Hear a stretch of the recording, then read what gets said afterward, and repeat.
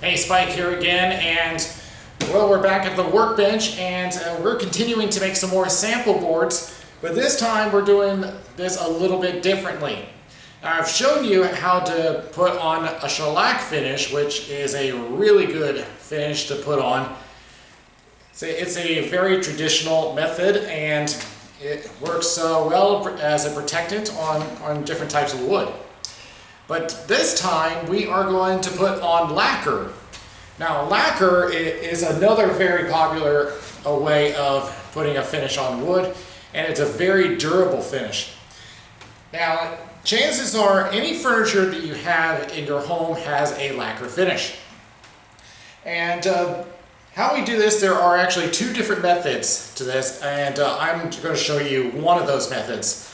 Now, the one method I'm not going to cover here is just painting it on just like I did with the shellac. Now, of course, there is the paint on available out there, but the downside is that you have to work on it quickly because lacquer dries very quickly. It takes about 10 seconds for it to dry up. And if you if you don't get it all in one go, then you're going to be looking at a lot of sanding. Now, the other method is spray on, and that is the method we're going to be using today. But there's actually two different versions of spray on. The first one is using a spray system, and a lot of professionals use that in their work on furniture, and it is a very good way of putting on lacquer. It makes it very even and a very nice flat finish. Of course, the downside of that is that using such a system is very expensive. So if you don't have a spray-on system, do the method I'm going to use today and get a spray can. This one is a Minwax brand, and this one says that it takes just 30 minutes to do a recoat. And we will go through all the instructions on it as it says. But on my bench, I have a couple of sample boards that you've seen before. I have my poplar, oak, whitewood, and red elm. Also got the cedar, mahogany, and cypress on the right. So we're going to be using it on both of them. But the first thing I need to do first is to sand these down and prep the boards first. So that will be the first thing we do. So I'm going to move these aside. Now, there is a couple more things that you will need when applying lacquer. First off, you're going to need mineral spirits. And this is really just to clean up the board, give it that final preparation before you put on the lacquer. And no doubt you will need a respirator in this one. Now, in the case of sanding here, I'm just going to stick with my P95 filters. But when we get to the lacquer, we will have to change filters into this organic vapor filter because lacquer is hazardous if you don't put in the proper safety precautions. So make sure you have this type of filter in before you start working on lacquer. We'll get to that in just a little bit later. First thing we got to do is that we got to sand both these boards. And this is a good opportunity to test out, you see me use sand nets for my sander. But now I'm going to be using the Diablo brand, which is a very good brand when you're working on different materials. The other ones I've been using were Craftsman brand, because that was the only one I could find around at the time. But Diablo is a really good brand, and we're going to try that out. And I only got it in the 120 grit because I didn't need the other ones yet. But remember, if you don't need any major work on your boards, you can start with 120. That's what you should use to prep your boards, and then work your way up the grits.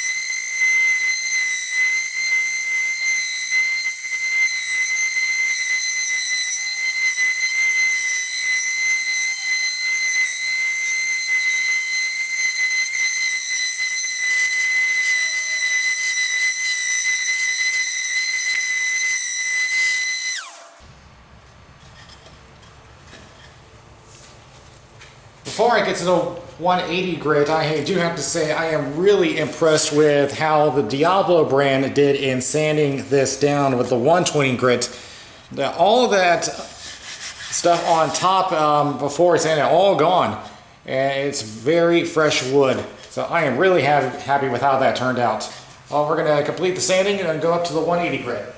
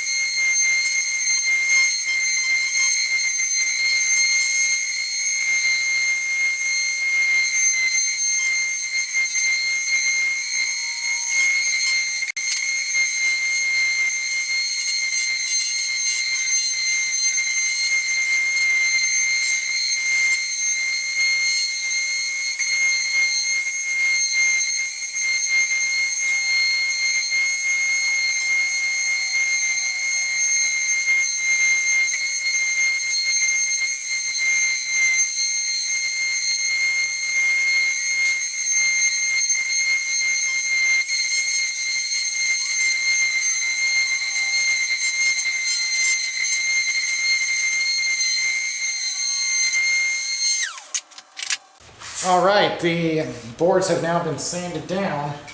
Now before I put on the mineral spirits, we're going to give it a quick vacuum just to get any of those particulates that we can suck up. That way the mineral spirits don't have to work as hard.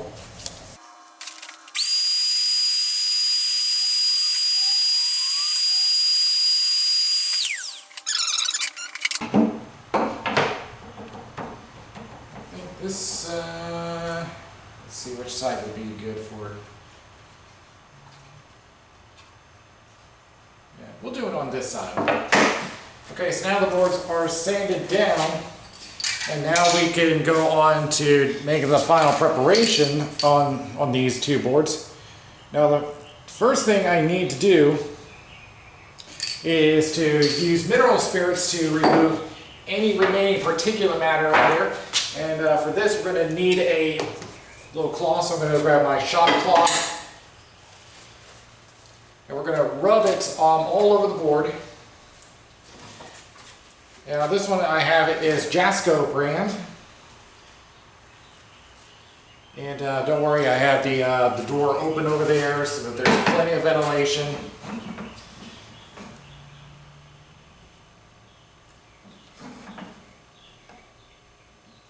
And this is one of those safety caps I got to pry it off. There we go. Alright, now we're going to take our cloth. You don't need a whole lot of it, just enough. And then we're going to rub down all over the boards.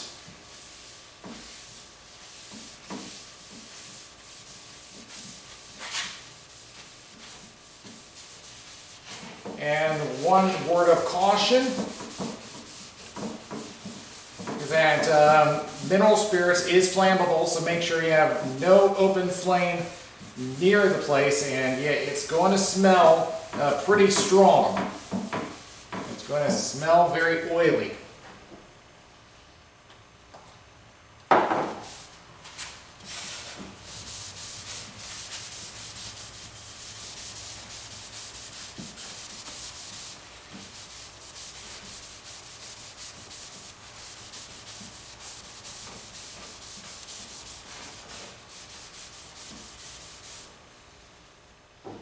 And yeah, I can see some of the dust coming off.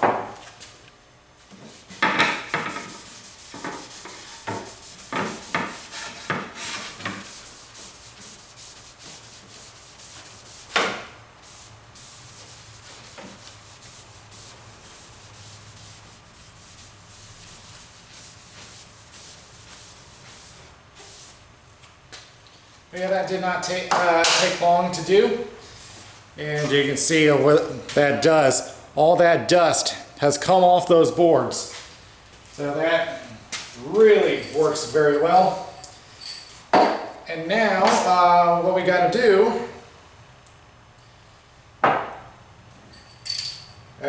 just have to make sure that I am following the instructions as it says. Now it does say that you can put sanding sealer, you can put wood finish on those if you want, but for this one I'm just going to put it clear. So we're going to let this dry for just a little bit and we'll come back to it.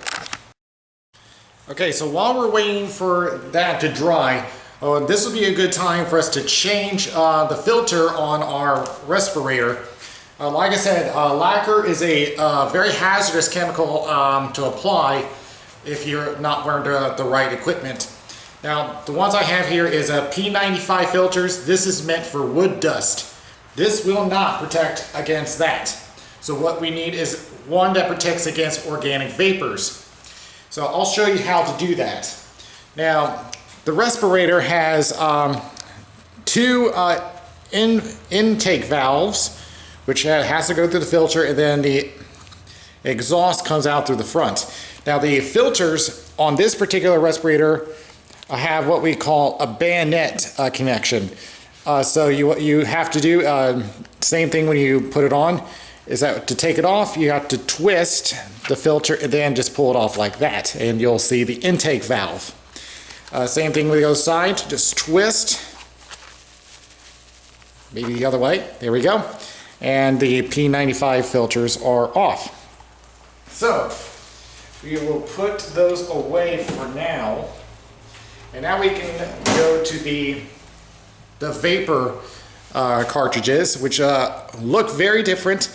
A lot of the filters has activated carbon, has some sort of material to absorb a certain type of vapor, whatever you're working on. But in this case, it's organic vapor. And they'll usually have it labeled on the side. OV means organic vapor, so that's what we need. And sometimes there are some cartridges that are actually combo cartridges, which filter both vapors and dust. So you can use those as well. Okay, so to put it on, it's pretty much the same thing. You just have to line up the holes. I'll show you and you'll see where those go on here. All right, make sure it is completely sealed up and then twist. It should lock into place just like that. Same thing with the other one.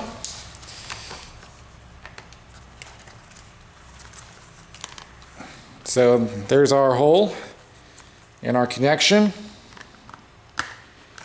All right, make sure it is completely sealed up and then twist. Well, it didn't work that time. Sometimes you may need to take several attempts just to make sure that it actually fits. Because I practiced with this the other day and it would not go all the way around the head. So again, if you don't get it the first time, just keep trying. See if that works that time. Nope, we're going to try it this way. Yeah, if you can't get it on there, just try different connections and then, yeah, in this case it works. So now we are set for our organic vapors. All right, so we're going to wait just a few more minutes for those mineral spirits to dry, and then We're actually going to take this outside because we want a place where there's a lot of ventilation as an extra set of precaution. So I will see you outside. All right, the mineral spirits have dried, so now it is time to apply the lacquer. Now, before we do that, the instruction says that you gotta shake this can for 1 minute. This pretty much sounds like a can of spray paint. So we're gonna shake this for 1 minute, and then we'll be ready to go with this.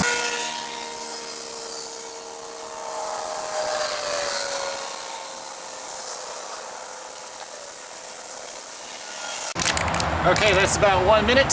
So now I'm gonna put my respirator on with the organic vapor filters. And what we're gonna do is that we're gonna try to get an even spray all through both sides. Now, in this method, we don't require sanding as the lacquer and each coat will fuse with each other. So that's one of the great things about lacquer. So once I put on this first coat, we're gonna leave this for 30 minutes, but this will dry pretty fast.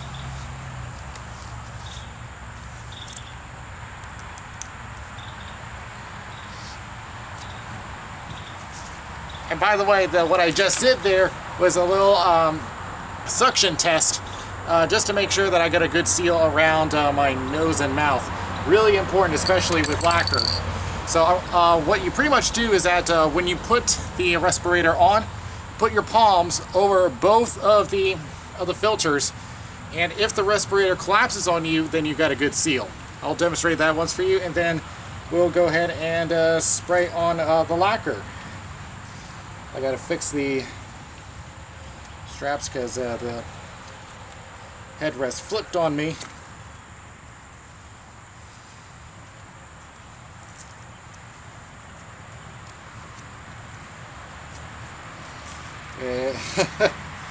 Well, this was not planned. Yeah, the headrest was a little entangled.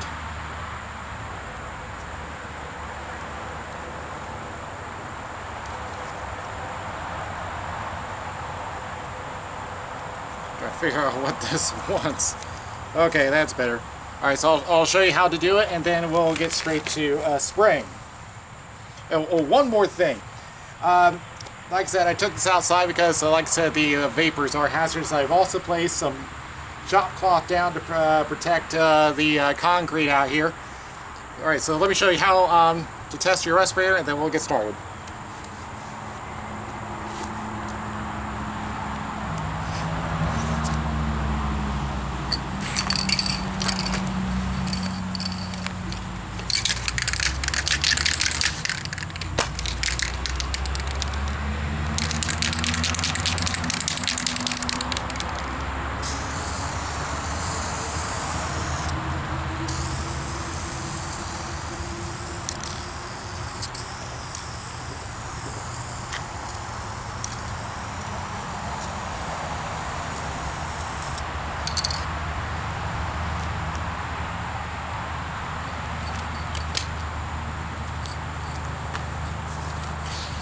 Now, if you missed a spot, don't worry about it. We'll come back to the next one and it'll take care of itself. So we're gonna leave this out here for 30 minutes and we'll come back to it.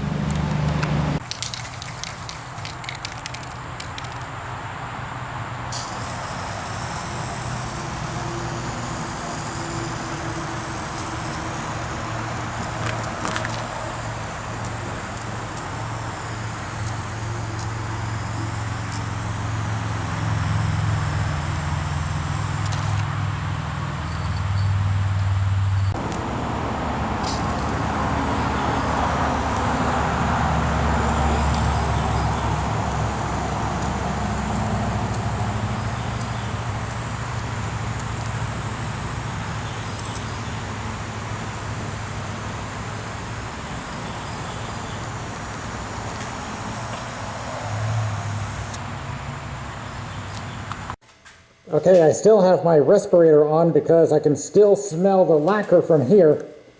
Yeah, you're hearing me with my respirator on. So we have 3 coats placed on both of these boards, but we are not done with them yet. We have to wait for 24 hours before we go into the next step, So I'm going to just let these sit here and we'll come back to them. I will see you tomorrow. Well, it has now been 24 hours, and I will say it's not exactly the finish I was hoping for, but I mean, it is semi-gloss. Maybe it's because of the type that I got, or I don't know if it's the technique I used, but we're going to move on anyway and see how things go from here. Now, the next step we need to do is give it a little sanding down, but not with a sanding pad. Instead, we are using steel wool. And I got two different types here. This one is a double-aught steel wool. So this is for very fine finish. And then after that, we're going to go to the 4-aught steel wool. And of course, I'll be using my orbital sander for this. And my respirator has gone back to the P95 for dust. All right, we'll see if this helps any.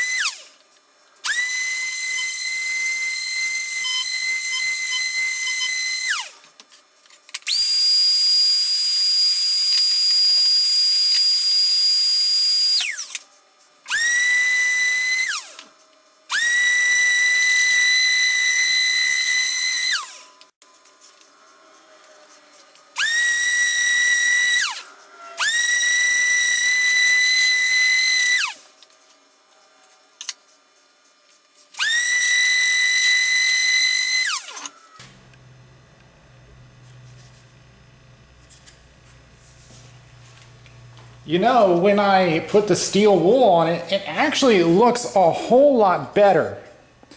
Because I don't know if you can see if I can put it at the right angle. It does give it that little shine to it. I mean, like I said, this is semi-gloss, so it's not going to be as refractive as is the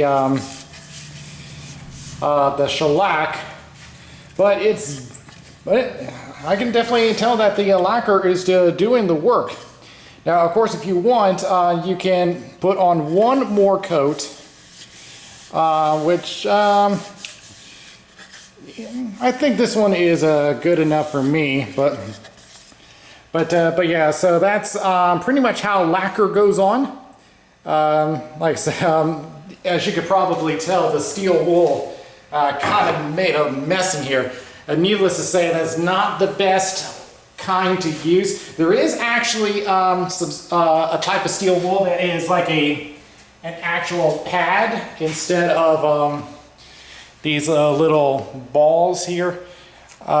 These I got from Lowe's, but obviously there's better types out there. And by the way, I used the shop cloth to protect the orbital sander's backing pad, because I had noticed it was starting to gum it up, so I decided to put it underneath these to protect it.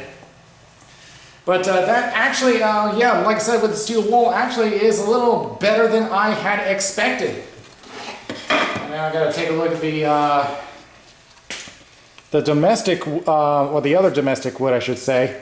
Like I said, I can see it in the white wood. I was kind of hoping that there would be something better with the oak and the elm. So this one would probably need another coating of shellac, but I can work on that later. So that's pretty much how shellac is done here, and so I'll finish these up. And there is another type of coating that I want to do in the future, and that is polyurethane. and that will be for a different video. Because the problem with that one is that it's going to take a long time to do. So that's pretty much it. I will see you guys later. A safety tip. If there's any steel wool that flies around, be sure to clean up around the area, because I just went in to plug something and a little spark came out. So be sure to clean those up, or better yet, just keep the outlets away.